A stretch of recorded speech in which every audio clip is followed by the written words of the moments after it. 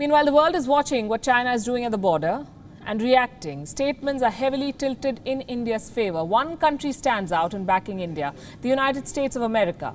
The Trump administration has reiterated that it is closely monitoring the situation. Ken Juster, the US ambassador to India, has sent out his heartfelt condolences to the families of Indian soldiers who laid down their lives.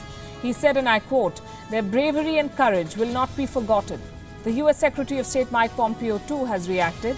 He's extended his condolences to the soldiers who got killed in the confrontation with China, who laid down their lives for India. The most telling statement, however, came from the US Assistant Secretary for East Asian and Pacific Affairs, David Stilwell. Allow me to quote some excerpts that stand out.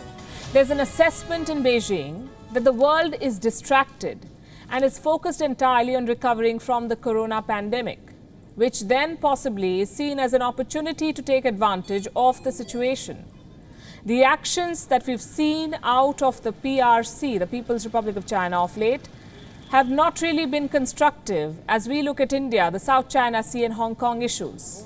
They certainly haven't been after provoking India at the border. In fact, China has now charged 2 Canadian citizens for espionage. It is picking fights everywhere.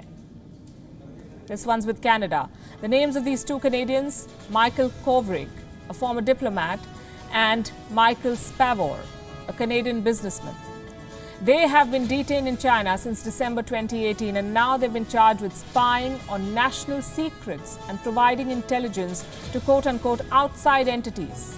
Canada has repeatedly called the arrests arbitrary and denied all accusations against these 2 individuals.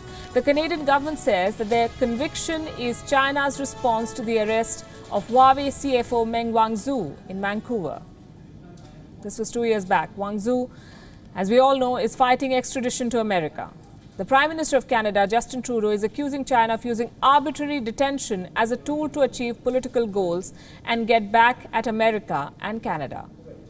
Half a world away from Canada, Australia says it has been a victim of state-based cyber attacks. It hasn't specifically blamed any country yet, but experts say that China fits Scott Morrison's description of a culprit. Let's tell you what happened.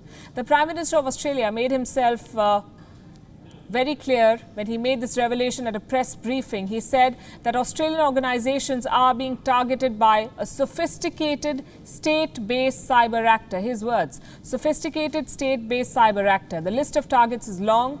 These organizations are from a range of sectors, including all levels of government, industries and political organizations, educational institutes, health facilities, essential service providers and operators of other critical infrastructure in Australia. Listen to this.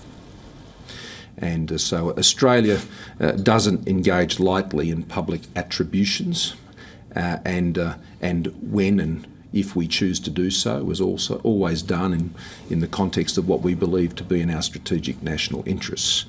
What I simply can confirm is there are not a large number of state-based actors that can engage in this type of activity, and it is clear based on the advice that we have received that this has been done by a state-based actor with very, very significant capabilities.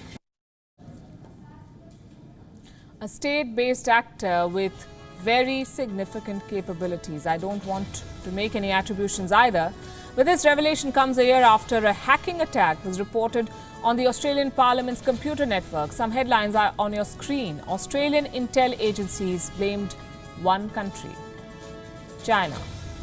It's been a year. A lot has changed. China's power grab knows no limits. Its surveillance knows no boundaries. It is fighting every country it can. It wants to expand in every way it can. China is on one side, it seems, the entire world on the other, and increasingly more united.